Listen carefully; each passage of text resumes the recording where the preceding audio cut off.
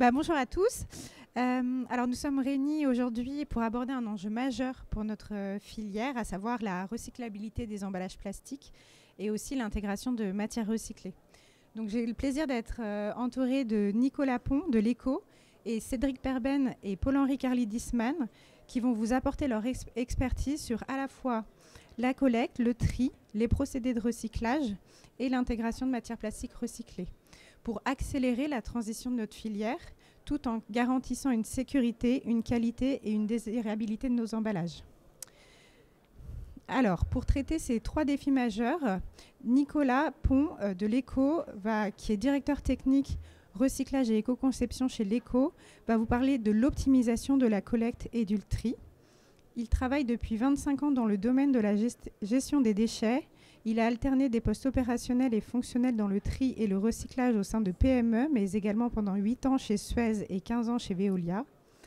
Expert en recyclage tout matériaux et spécialisé dans l'éco-conception depuis 5 ans, Nicolas a rejoint l'ECO depuis 2 ans. Cédric Perben et Paul-Henri Carly adresseront, eux, les innovations dans les procédés de recyclage et l'intégration de matières plastiques recyclées. Cédric Perben est directeur projet France Eastman. Depuis 20 ans chez Eastman, Cédric est passionné par l'innovation dans les matériaux durables et éco-conçus, recyclés et recyclables.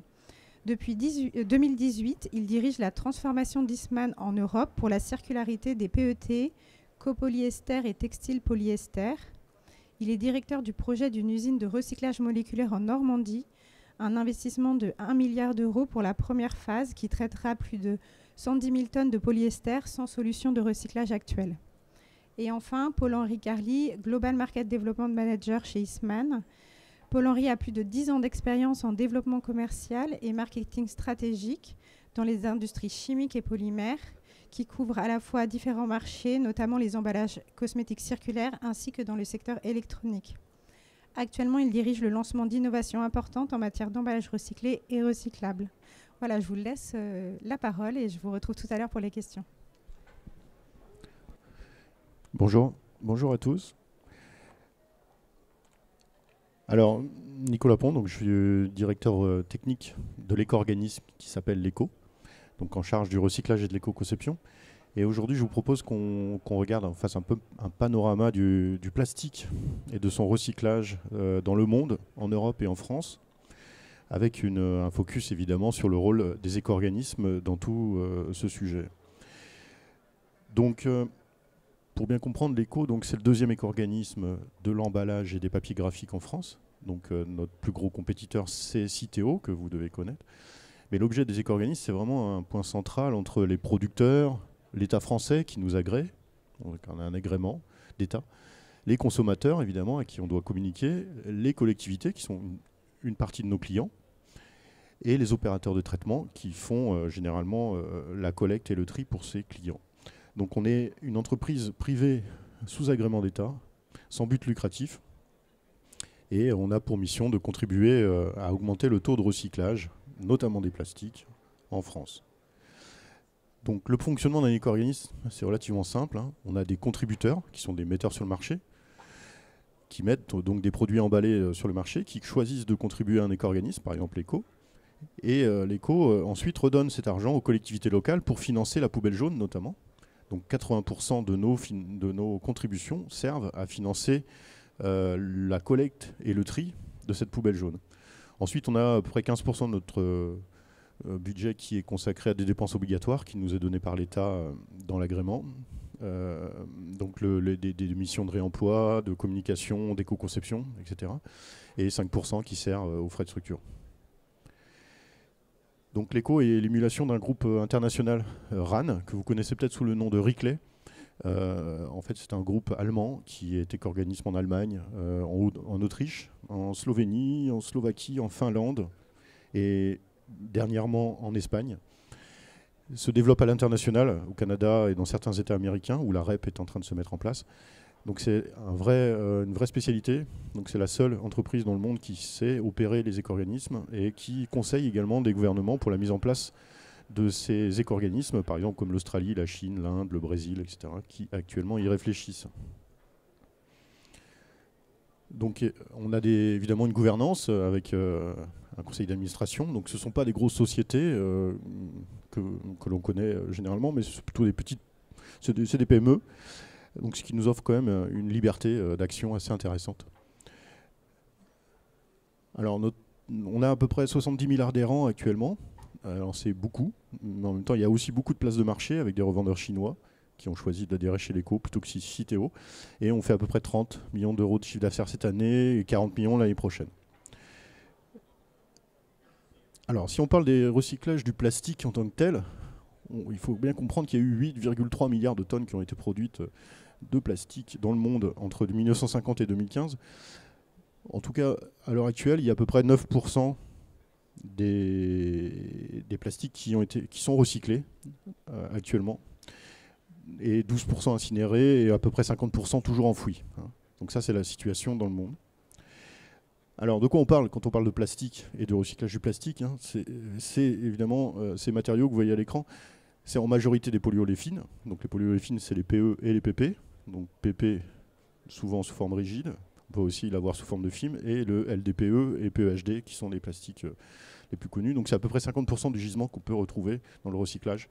Ensuite, si on ajoute le PS, le PET et le PVC, on arrive à peu près 80-90% du gisement. Donc tous les plastiques techniques qu'on peut voir dans l'industrie sont quand même minoritaires dans nos métiers du recyclage. Il y a vraiment 5 gros matériaux que l'on retrouve en permanence et notamment qui sont utilisés dans l'emballage ménager. Alors dans le monde, on produit actuellement 413 millions de tonnes. C'est les chiffres de 2023. C'est beaucoup. 10% de ces tonnes, c'est l'Europe, on va le voir après. La plupart, 90% de ces tonnages proviennent de ressources pétrosourcées et seulement 9% sont d'origine recyclée.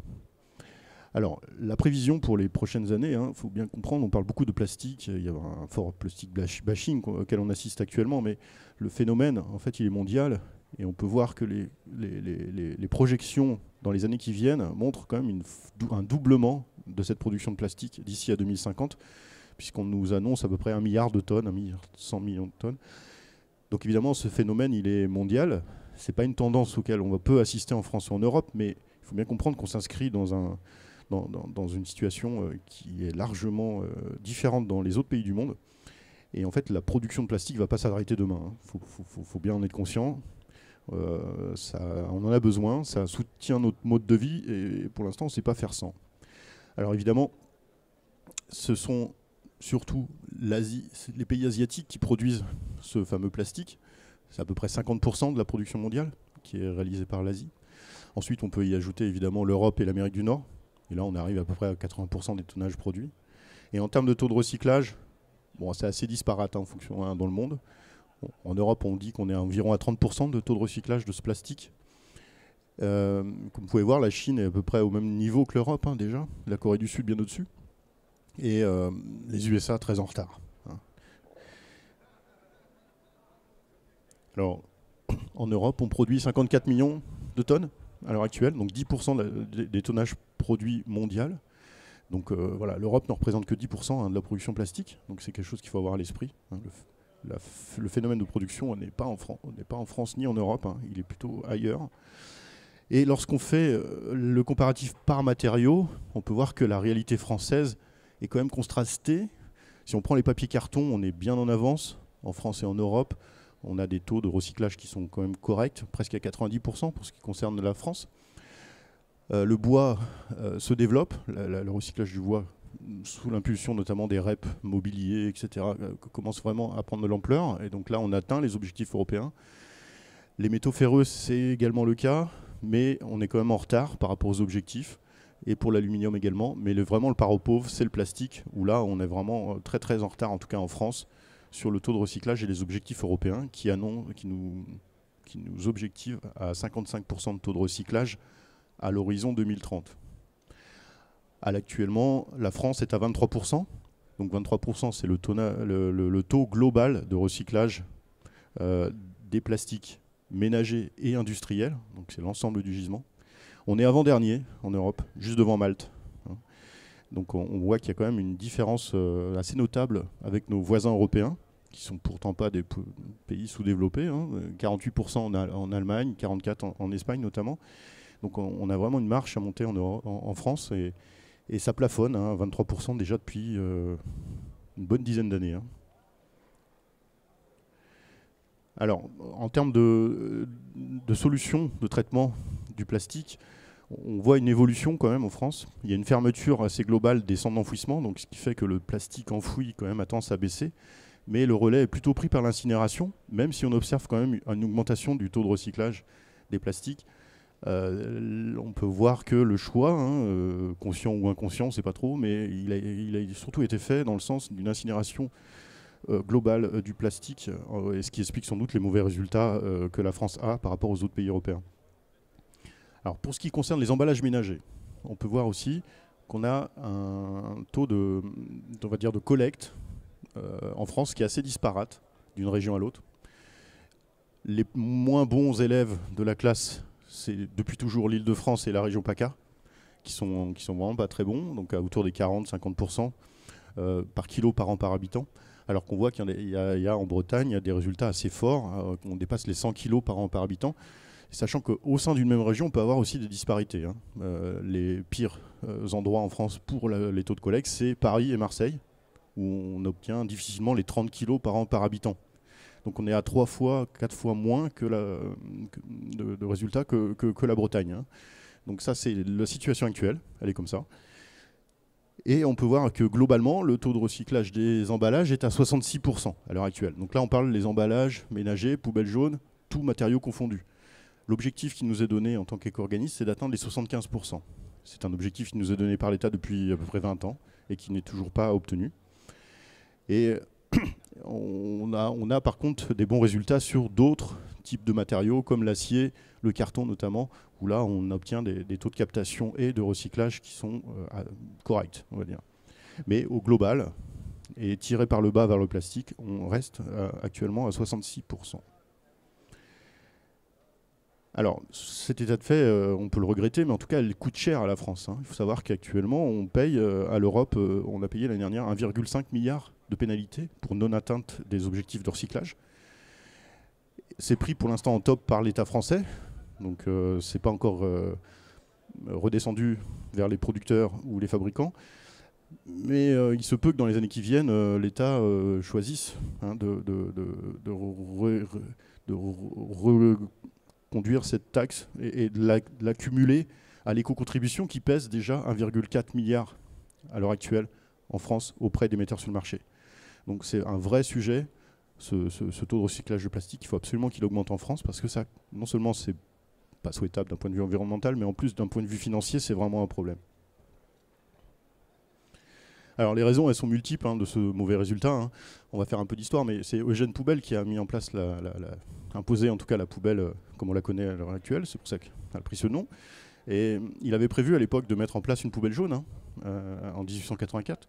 Bon, par les événements politiques de cette époque, ça ne s'est pas mis en place. Il a fallu attendre quand même 100 ans, en 1992, un peu plus de 100 ans, pour que la poubelle jaune se généralise sur le territoire français. Et le troisième événement qui a pour but d'augmenter ce taux de recyclage, c'est l'extension des consignes de tri, puisque pendant longtemps, on demandait aux gens de ne mettre que les flaconnages, hein, les bouteilles et flacons dans la poubelle jaune, et pas le reste. Donc c'est assez compliqué à entendre et à comprendre par les ménages. Donc cette extension avait pour but d'augmenter le taux de captation par la possibilité qui est donnée aux gens de pouvoir tout mettre dans la poubelle jaune en mélange, y compris les plastiques qui n'étaient pas des flaconnages. Donc ça touche à son terme. Il nous a fallu 12 ans quand même pour généraliser ça sur tout le territoire. Bon, après, il y a eu des choix techniques qui ont été faits, qui sont un peu discutables pendant toutes ces années et qui expliquent sans doute aussi les mauvais résultats français. Bon, on n'a pas un bon ratio de collecte dans les grandes métropoles et ça nous plombe réellement, hein, parce que toutes les grandes villes sont dans cette situation, Paris, Marseille, mais aussi Bordeaux, Lyon, Nantes, Toulouse. Donc ça, c'est vraiment, quand on voit le poids démographique en termes de population de ces villes, ça a quand même un enjeu quand même. Et une explication du taux de recyclage global. Alors, on peut voir donc en France, on est à 23% de taux de recyclage. C'est une situation assez compliquée. On a actuellement des difficultés dans le monde du recyclage du plastique. Les plastiques recyclés ont baissé.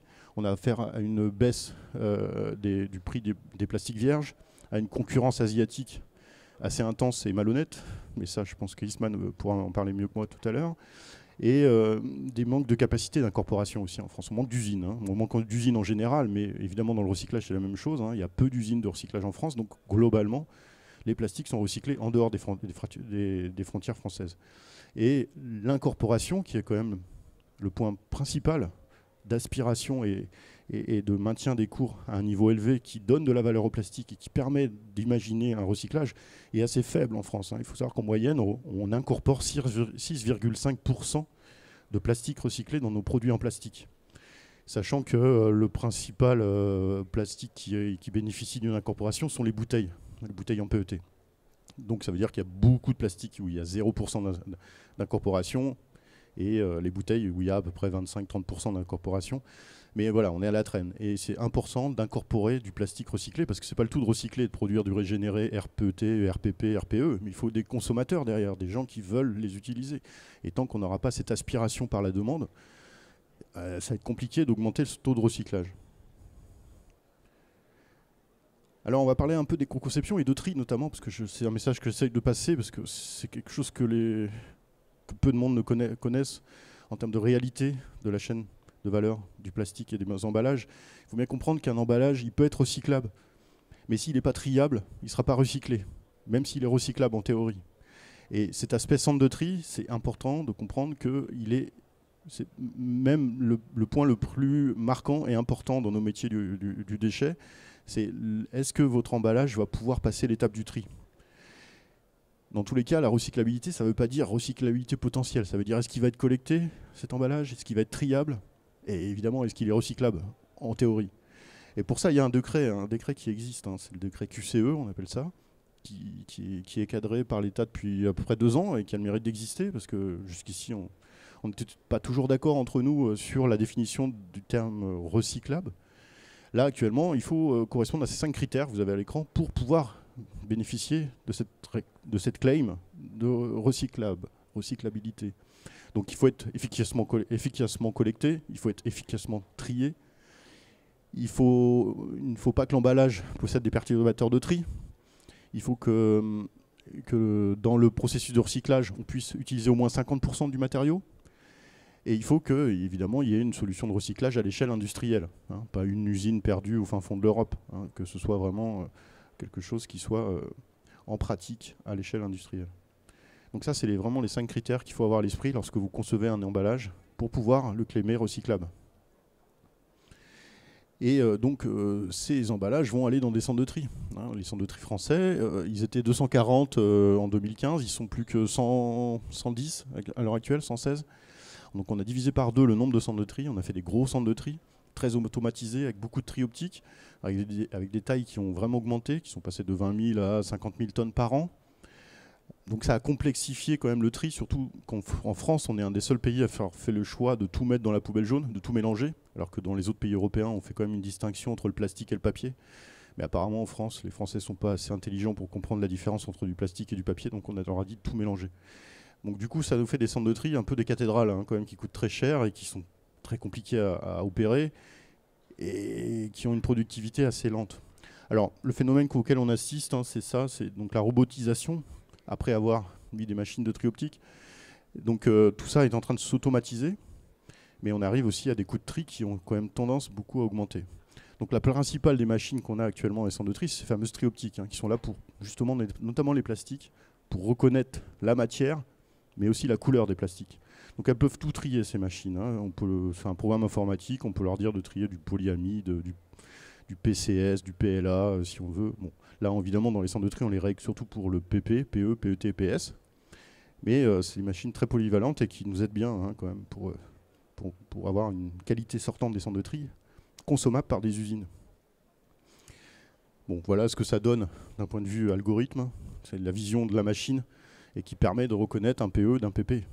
Surtout avec l'extension des consignes de tri, il était quand même impossible de demander à des opérateurs visuellement de reconnaître une barquette en PE d'une barquette en PS ou dans PEHD. Donc il était important d'avoir ces machines. Ça nous permet d'augmenter la productivité et la qualité surtout de la reconnaissance. Alors comment est-ce que ça marche, hein, vous avez peut-être vu ça un jour dans votre vie, mais voilà, c'est une buse à air comprimé qui souffle les plastiques grâce à un signal de reconnaissance infrarouge, moyen infrarouge, et qui permet du coup de donner l'information aux buses, de souffler dans un sens plutôt qu'un autre. Donc les plastiques, là par exemple, on lui a demandé de tirer les PET, donc tout ce qui n'est pas en PET ne va pas être reconnu, donc va tomber, et tout ce qui est en PET va être soufflé. On appelle ça tirer dans le jargon, on va tirer les plastiques. Donc 80% du recyclage, c'est du tri. Hein. Ne croyez pas que la recyclabilité potentielle est une solution. Il faut vraiment penser à cette étape du tri, sinon vous risquez un coup d'épée dans l'eau. Alors à l'heure actuelle, donc voilà les plastiques qu'on sait recycler. Donc comme vous pouvez voir en vert, c'est ceux qu'on sait recycler dans les emballages ménagers. Donc ils sont peu nombreux quand même, hein. Rigide PE, rigide PP, film PE, plus ou moins le film PP, on pourra avoir un débat là-dessus. Mais c'est vrai que tout ce qui est en rouge actuellement n'est pas recyclé. Ça ne veut pas dire qu'il n'est pas recyclable, mais ils ne sont pas recyclés. Soit parce qu'ils n'ont pas un système de collecte qui est suffisant, soit parce qu'il n'y a pas le tri nécessaire, soit parce que ce sont des complexes ou des résines qui sont pour l'instant recyclables en théorie, mais qui n'ont pas d'usine. Il n'existe pas d'usine. Donc nous, chez l'ECO, on a choisi de travailler avec Recyclas, qui est notre organisme d'éco-conception. On ne travaille pas comme notre concurrent Citeo sous forme du COTREP. Hein. On est directement sur cet organisme européen qui est reconnu partout en Europe. Et on est supporter de Recyclas, comme beaucoup d'éco-organismes européens, comme vous pouvez voir à l'écran. Là, c'est des éco-organismes en Norvège, en Finlande, etc., qui aussi adhèrent à Recyclas, qui a l'avantage au moins de donner des guidelines qui peuvent être utilisés partout en Europe, et pas seulement qu'en France, comme c'est le cas actuellement avec le COTREP et Citeo. Donc nous, on travaille maintenant avec Recyclas et on assiste donc au comité technique, etc., pour donner aussi notre avis et notre vision française à cet organisme européen qui fait autorité maintenant parmi tous les autres organismes qui peuvent exister sur la place. Et au sein de Recyclas, il y a quand même pas mal de belles marques qui adhèrent aussi.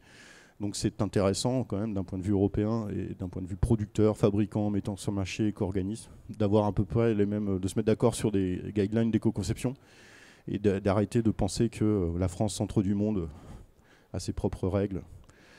Surtout que la plupart de nos adhérents, en tout cas chez l'ECO, vendent aussi à l'étranger, donc ils ne vendent pas qu'en France. Donc quand on leur donne des guidelines d'éco-conception, ils souhaitent aussi que ça fonctionne en Allemagne, en Pologne et en Espagne, pas forcément qu'en France. Donc l'avantage du Recyclas, c'est qu'on peut avoir aussi des certificats et des lettres de compatibilité, etc. Donc ça, c'est quelque chose que, si ça vous intéresse, on peut discuter ensemble. Alors les pistes d'évolution et de réflexion, après ce constat qui est pas très glamour, c'est qu'il y a quand même des réglementations qui poussent pour évidemment homogénéiser toutes ces guidelines, tous ces taux de recyclage. Donc c'est la PPWR qu'on attend avec impatience, qui est là sur le point d'arriver.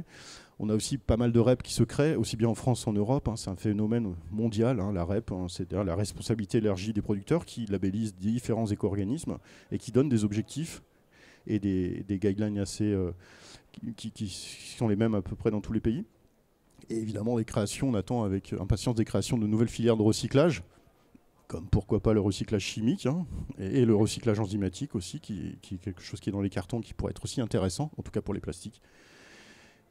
Et nous, chez l'ECO, on a une vision assez, on va dire, différente de ce qu'on a pu faire depuis 20 ou 30 ans à travers cette poubelle jaune. On estime que la poubelle jaune, même si elle est nécessaire et qu'on n'a pas pour but de l'éliminer, elle ne convainc pas à tous les emballages.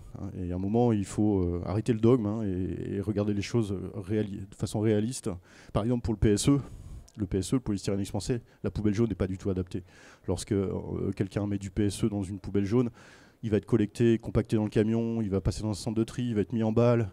Bon, à la fin, on le retrouve sous forme de billes, on ne peut rien en faire, quoi. Donc ça ne marche pas.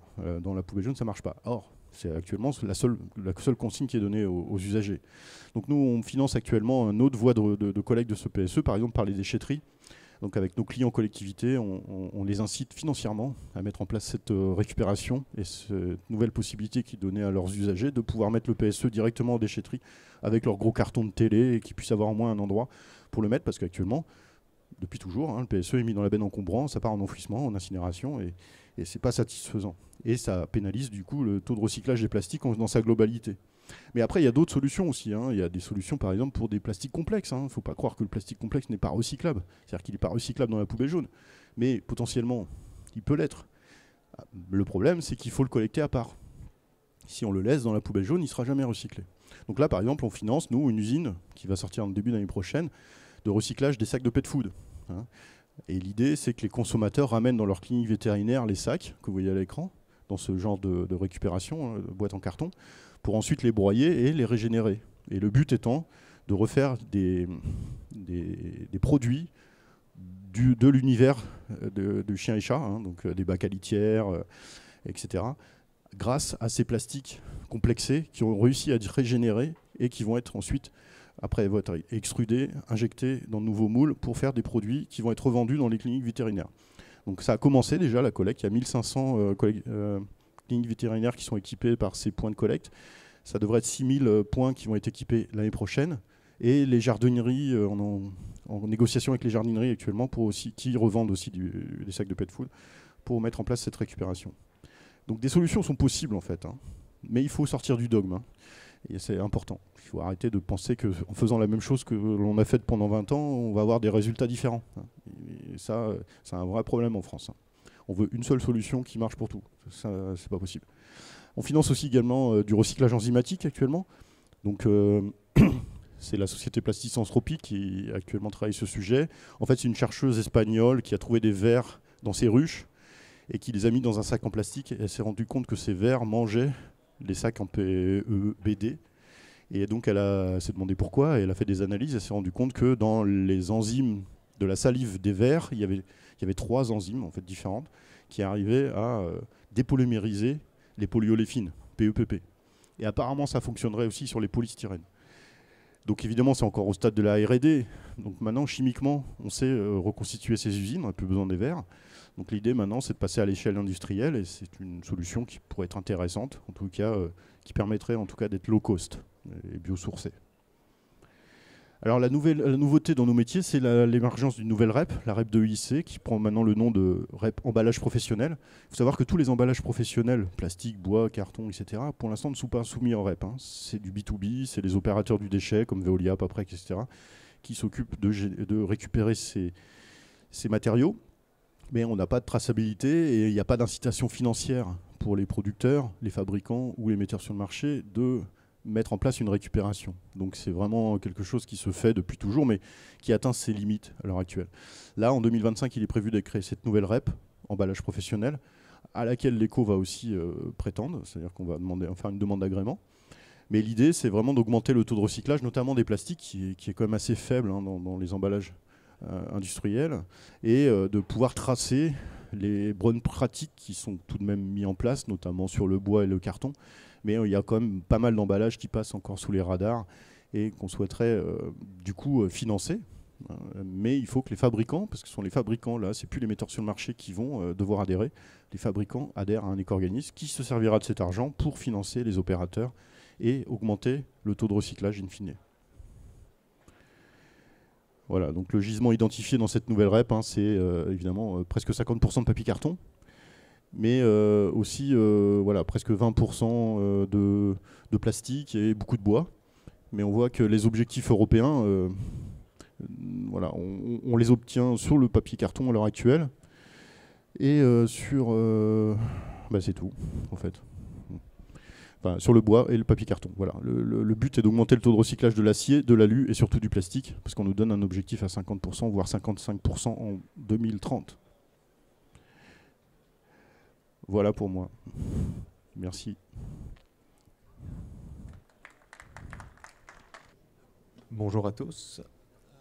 Alors après l'état des lieux de Nicolas sur la filière du recyclage du plastique, on va parler, Eastman, de comment le recyclage moléculaire peut accroître cette circularité. Donc tout d'abord, pour ceux qui ne nous connaissent pas, Eastman est un acteur américain de la chimie. 14 000 personnes, 10 milliards de chiffre d'affaires. On est leader dans différentes chimies de la spécialité, dont les polyesters et les copolyesters.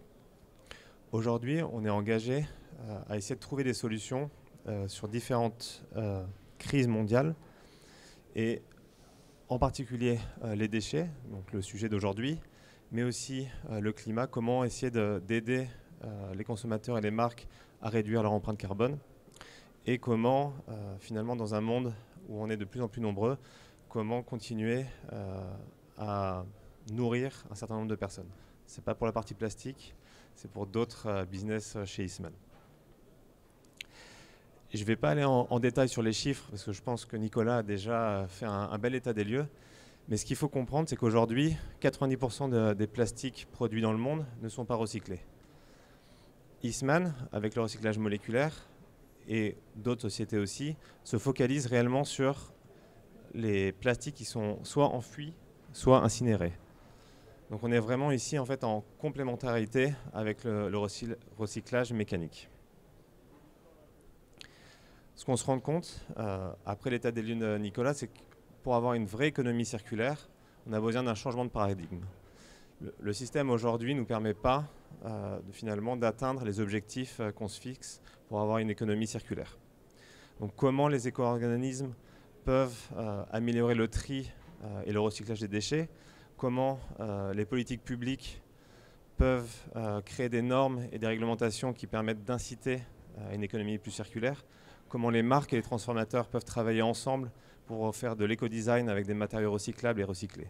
Donc l'idée aujourd'hui, c'est vraiment d'arriver à travailler en collaboration avec tout l'écosystème pour innover, pour aller vers un changement de système. Ce qu'on voit aujourd'hui dans les politiques de l'Union européenne, c'est qu'on commence à avoir une pression des politiques pour pousser vers l'économie circulaire.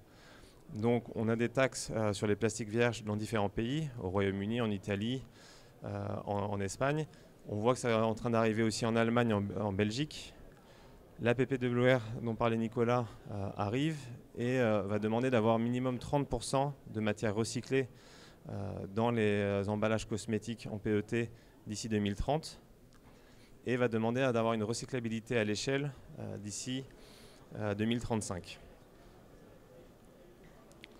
Donc, Cédric va vous parler un peu plus de ce qu'Eastman, de son côté, essaie de mettre en place et les différents principes qu'on utilise. Merci Paul-Henri. Donc Eastman a souhaité travailler sur cette économie circulaire, mais quand j'ai pris le projet en 2018, il fallait développer quand même les principes pour mettre cette économie circulaire et faire une vraie économie circulaire. Donc Eastman était déjà très engagé sur la réduction. Si vous vous souvenez, la bouteille de PET en eau, au départ dans les années 1980, parce que c'est quand on a lancé la bouteille PET pour l'eau, pour l'alimentaire, faisait à peu près 100 grammes. Aujourd'hui, une bouteille cristalline, c'est 25 grammes. Donc la réduction. Le réemploi aussi a été l'une des très grands axes de développement des PET et copolyester. Alors un exemple, vous êtes peut-être allé au McDo, vous voyez maintenant de la vaisselle réutilisable. Donc on a aussi maintenant des plastiques qui vont vers la réutilisation. Tous ces produits qui ont une fin de vie, donc la recyclabilité était un des axes très importants. Le recyclage des PET est connu et aujourd'hui, il y a une grande complémentarité avec le recyclage mécanique. Et c'est l'un des plastiques qui est le plus recyclé. On est pour tout ce qui est recyclage de matière à matière, parce que c'est très important de garder cette matière dans une loupe pour refaire une matière qui sera réemployée ou qui sera recyclée. Et ça, il faut le faire avec une traçabilité très importante, parce qu'on veut savoir d'où viennent nos déchets, mais surtout ce qu'on fait avec nos déchets. Et ces déchets, il faut qu'ils répondent aussi à tous les enjeux de contact alimentaire. Dans la cosmétique aussi, il y a beaucoup d'enjeux aussi au niveau de la sécurité des produits, les interactions contenu-contenant, qui sont très importants. Et tout système doit avoir une viabilité économique. Donc même si les REP nous aident à collecter, trier, il faut qu'il y ait un prix juste aussi à la fin pour que le système... Donc on a fait un choix... Quand on a lancé nos technologies, c'est qu'on achète nos déchets. Il faut savoir que beaucoup de technologies étaient basées aussi sur le fait qu'il y avait un get fees, c'est-à-dire qu'on nous payait pour prendre les déchets. Et ça permet cela de collecter plus, de trier plus, mais aussi à des gens d'investir. Et on a aussi une vision que quand on fait nos contrats, on les fait long terme. Ce qui permet aussi d'accompagner les investissements tout au long de la chaîne pour donner une valeur à toute la chaîne. Donc aujourd'hui, on ne va pas parler que des différentes technologies. Donc la réutilisation, c'est la première boucle pour un packaging.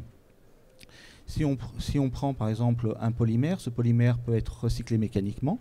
Donc ça veut dire qu'en fait, la qualité du déchet va donner aussi la qualité du produit. Puisque dans ce processus, on va trier, on va laver le produit et on va pas toucher au polymère.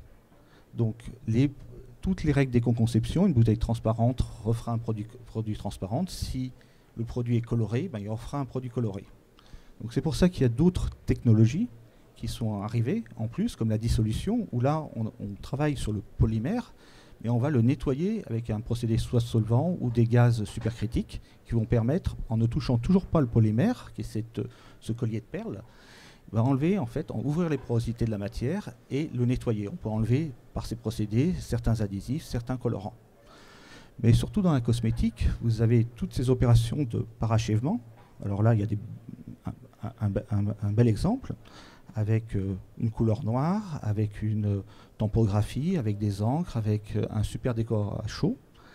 Et sur ces technologies, là, on va être obligé de casser cette polymère pour revenir à ce qu'on appelle les monomères. Donc ça, c'est toutes les technologies de dépolymérisation, et on casse ce collier de perles avec différentes techniques, soit avec des techniques de température, c'est bien utilisé pour les polystyrènes, c'est-à-dire on chauffe un polystyrène et là il se décompose dans ses monomères, avec des technologies de dépolymérisation comme ce qu'on fait chez Eastman dans du méthanol, dans des solvants, où on peut utiliser des enzymes pour couper cette molécule. Donc là, on revient au monomère, ce qui nous permet d'enlever tous les autres indésirables, c'est-à-dire une métallisation, comme ce lipstick, on peut enlever et revenir à des qualités identiques aux vierges, c'est-à-dire complètement transparentes, en enlevant aussi toutes les contaminations, c'est-à-dire pour des produits qui ne sont pas au contact alimentaire, on peut revenir à un contact alimentaire, un contact médical, puisqu'on aura tout purifié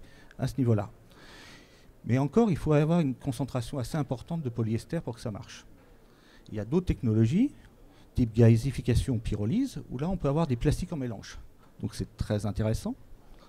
Par contre, plus on va avoir des plastiques en mélange, plus on va avoir besoin d'énergie pour casser les différentes molécules. Et là, on ne vient plus au niveau du monomère, mais on vient avec les composés, c'est-à-dire des gaz de synthèse, qui vont nous en servir en nous assemblant. C'est souvent de l'hydrogène ou du monoxyde de carbone, qui vont après être réassemblés pour faire un monomère. Donc c'est toujours une équation économique sur 3 paramètres qui sont importants. Quand on choisit la bonne technologie, c'est est-ce que c'est économiquement viable, c'est-à-dire est-ce qu'on trie plus en amont pour les traiter, quel est le bilan aussi énergétique et le bilan environnemental, et aussi quel produit on peut obtenir à la fin. Et vous avez encore une dernière technologie qui s'appelle la pyrolyse. Alors Eastman n'en fait pas. Ce qui est intéressant avec cette technologie, c'est qu'on pourra avoir des oléfines surtout en mélange. Donc on parle des produits multiplexés.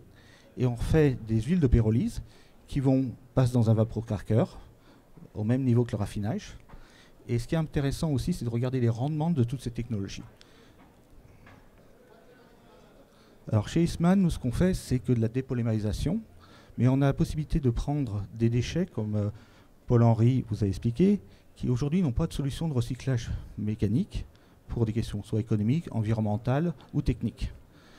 Et aujourd'hui, on fait beaucoup de choses au niveau des textiles, au niveau de la cosmétique, au niveau aussi du médical, parce que tous ces produits ne sont pas aptes au contact alimentaire, parce que le recyclage mécanique, pour être efficace, a besoin d'avoir des déchets qui ont vu le contact alimentaire. C'est-à-dire un produit cosmétique est toléré aujourd'hui, parce qu'on a le droit jusqu'à 95% de contact alimentaire et 5% de non alimentaire. Et dans le futur, ça va évoluer quand ces technologies. Donc on va extraire nos monomères et ça nous permettra de refaire des matières aujourd'hui qu'on fait avec des monomères issus du fossile. On va les remplacer en retrouvant ces monomères dans le déchet. Où est-ce qu'on est sur notre déploiement? Donc c'est un déploiement de 2 milliards. On est en train de faire évoluer, on est des fabricants de matières plastiques, on est en train de faire évoluer nos sourcines, on est en train de mettre en place nos technologies. C'était un projet que j'avais en charge en 2018 où on avait une unité de 30 000 tonnes. Donc on fournissait déjà ces matériaux mais en petite quantité. Depuis mars, aujourd'hui, nous n'avons plus de problème pour fournir les quantités que nous demande le marché. Et on est opérationnel depuis mars et on est à l'échelle industrielle. Une autre unité va être mise en place dans le Texas. Donc c'est un investissement d'à peu près 1 milliard dans le Texas. On est fortement subventionné par l'État américain aux alentours de 375 millions. Et on a un gros client Pepsi qui nous permet de démarrer l'usine pour 2028. Donc il va nous prendre une grosse partie de ces volumes pour toutes les applications, qui soient dans le food ou autre, ou même dans la réutilisation, puisqu'ils ont aussi SodaStream par exemple. Donc on va pouvoir faire aussi des applications réutilisables et réemployables. Et je m'occupe plus particulièrement du projet Port-Jérôme. Donc ce serait la même technologie, mais qu'on va déployer plus pour l'Europe. On a terminé toutes les phases administratives, c'est-à-dire les concertations, on a les permis, on a les autorisations, on a sécurisé le terrain, on a sécurisé les feedstocks. Donc les feedstocks, c'est aussi les combustibles pour l'usine, mais les déchets à 75%. Et là, on est en train de finaliser, pour donner le premier coup de pioche, les contrats avec les clients pour qu'on ait un niveau acceptable pour démarrer l'usine presque à plein. Alors qu'est-ce que c'est 110 000 tonnes? C'est à peu près 10 fois le poids de la Tour Eiffel, 2,5 fois le Stade de France en volume. Ça correspond à 11 milliards de bouteilles éco-conçues pour l'alimentaire, 800 millions de t-shirts, ou bien dans la cosmétique, comme on a des flacons un peu plus lourds, ça représente à peu près 3 milliards de flacons de type shampoing. Aujourd'hui, cette technologie, on la connaît bien depuis les années 70 parce qu'en fait, on avait déjà mis en place des boucles circulaires quand on était du temps de Kodak. Alors, si j'ai encore une pellicule photo, je dois en avoir une. Donc, en fait, ce qu'on utilisait pour des questions économiques à l'époque, c'est qu'on récupérait les sels d'argent, c'est-à-dire la partie métallique. On récupérait le film qui était un film PET. On le purifiait pour avoir la même transparence, sans point noir, sans rien. Et surtout, on le purifiait pour permettre encore que la réaction chimique de photo-oxydation en surface, donc que tous les by-products étaient enlevés. Donc aujourd'hui, on arrive avec des empreintes carbone qui peuvent être par rapport à un vierge entre moins 40 et moins 80, ça dépend de notre mix énergétique. On a même le projet, et on va y arriver aussi, d'avoir des polymères carbone neutral, c'est-à-dire sans impact carbone. Donc ça arrivera plutôt vers 2040-2050, quand on aura aussi travaillé bien sur notre mix énergétique et l'amélioration des rendements de nos différentes technologies. Et on va faire des produits qui sont identiques aujourd'hui aux vierges, avec les mêmes propriétés, c'est-à-dire c'est du drop-in. Chez un transformateur, vous aurez les mêmes retraits, les mêmes rendements, les mêmes propriétés aussi pour les marques au niveau de vos compacts. Je vais passer la... Et je reprends la main. Donc finalement, si on se remet sur la cosmétique, le thème du jour, le recyclage moléculaire peut avoir à plusieurs aspects son importance et être capable de répondre aux besoins de la cosmétique. Le premier, c'est au niveau de la protection de la formule. Utiliser du recyclage moléculaire va permettre de diminuer l'interaction entre le packaging et la formulation si vous avez des produits actifs dedans. Le deuxième point qui, selon moi, est un des points le plus importants, c'est que dans la cosmétique, l'identité de la marque est très importante.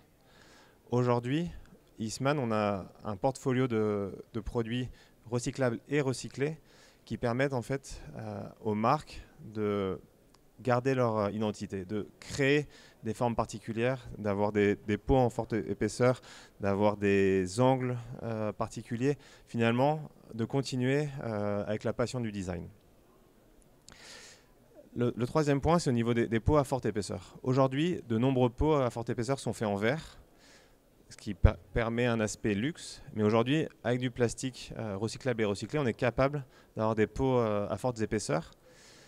Et en fait, un pot à forte épaisseur en plastique est beaucoup plus léger qu'un pot en verre. Et donc, ça permet de réduire l'empreinte carbone finalement de votre peau.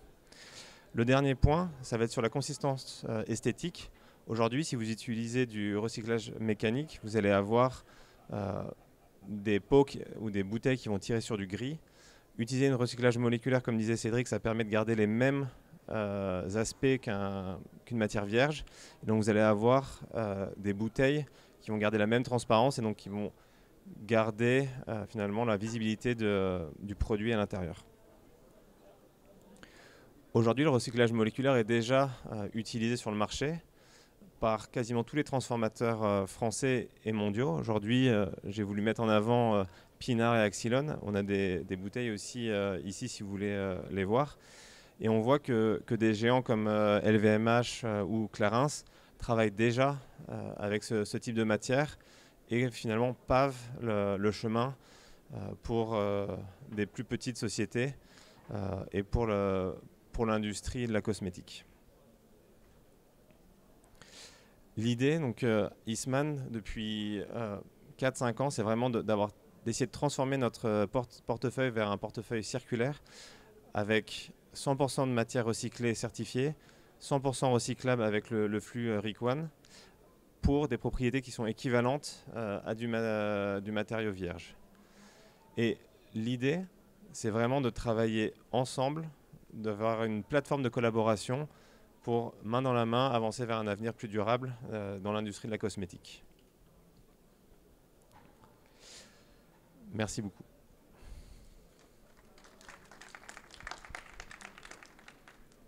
Merci beaucoup à vous deux. On peut peut-être démarrer sur les questions, donc à la fois pour Cédric et Paul-Henri et Nicolas de l'ECO.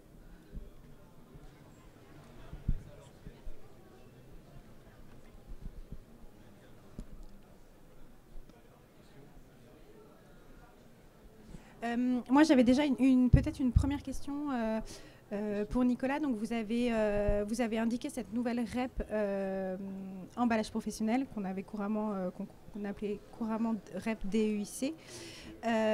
Si j'ai bien compris, en fait, c'est les metteurs sur le marché de ces emballages professionnels qui vont être impactés, ou c'est nous, filière cosmétique, qui utilisons ces emballages professionnels qui vont devoir éco-contribuer liés à notre utilisation?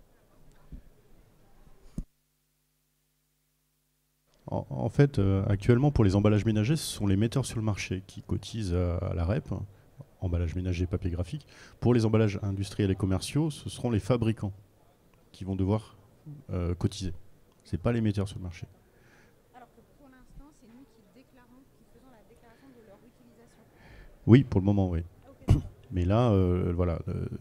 Alors, il y a des cas particuliers lorsqu'on est importateur. Hein, là, c'est du coup l'importateur qui devra cotiser s'il importe des matériaux de toutes sortes pour ces emballages industriels et commerciaux. Mais globalement, ce qu'il faut retenir, c'est que là, ce sont les usines de production, les fabricants, qui vont devoir trouver un éco-organisme à partir de 2025. Et également une deuxième question, c'était plutôt sur les volumes de production de plastique en Europe. Donc on n'est certes pas les premiers producteurs, mais en termes d'utilisation de plastique, finalement, est-ce que nous, Européens, on est plus gros consommateurs et du coup plus gros générateurs de déchets plastiques? Non, en fait, c'est l'Asie qui produit le plus et qui consomme le plus à l'heure actuelle, à peu près 50%. Ensuite, nous, on est comme l'Amérique du Nord, on produit 20% et on consomme à peu près 20% des plastiques mondiaux. Donc on a 20% à peu près aux États-Unis, au Canada, 20% en Europe et 50% en Asie. Merci beaucoup. Est-ce qu'il y a des questions ?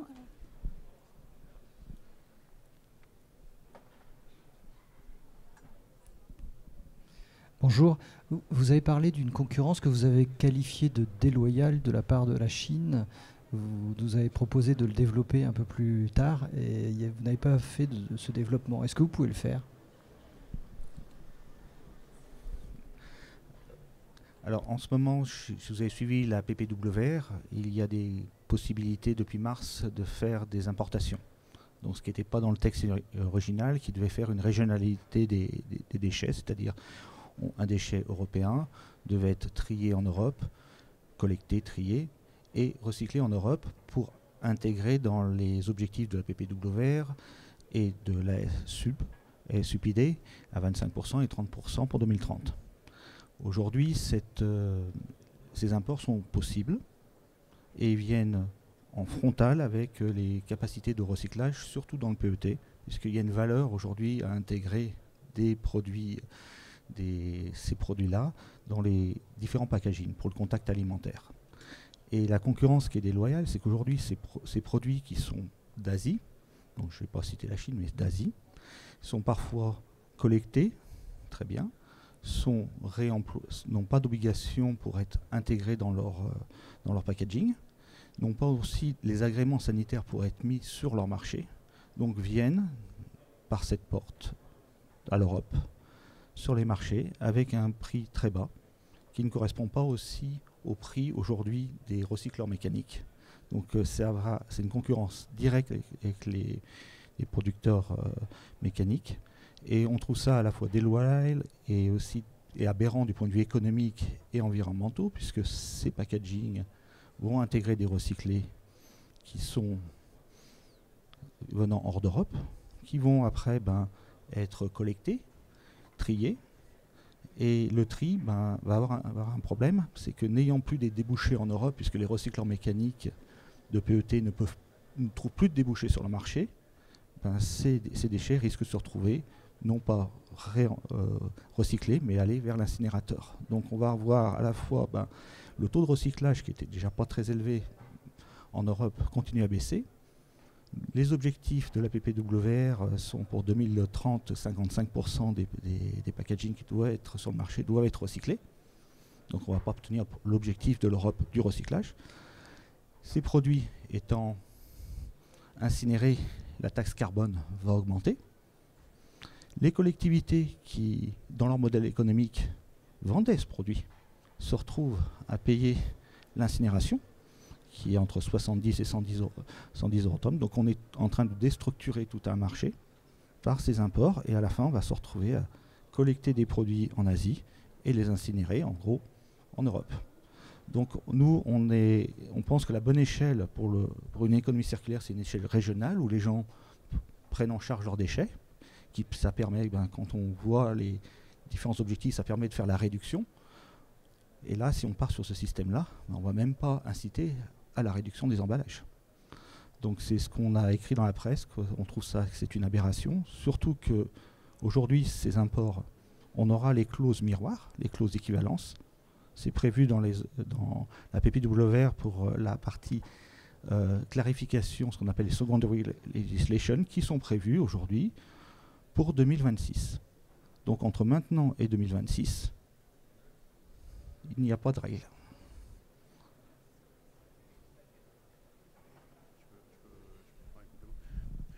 En fait, ce qu'il faut comprendre, c'est que le RPET, actuellement, est plus cher que le PET vierge. D'accord ? Parce qu'il y a des obligations d'incorporation, notamment dans les bouteilles, à 25%, donc qui sous-tend les cours de revente de ce RPET, sous forme de flex. Ce qu'on observe actuellement, c'est des imports en fait, d'Asie qui annoncent être du RPET, et donc vendu plus cher que les prix du marché du vierge en Europe. Et des analyses ont été faites et qui montrent qu'en fait, c'est pas du tout du RPET, c'est du PET vierge, que les Chinois ou les Asiatiques nous vendent sous le terme RPET. Donc en les vendant 20% plus cher que le prix du marché, en bénéficiant de l'aspect aspiration des taux d'incorporation européens. Et donc du coup, ça met en difficulté toute l'industrie du PET en Europe, qu'on a mis quand même 10 ans à essayer de faire fonctionner. Parce que là, on est face à un gros problème d'afflux de matières recyclées, soi-disant recyclées, qui ne le sont pas, en fait.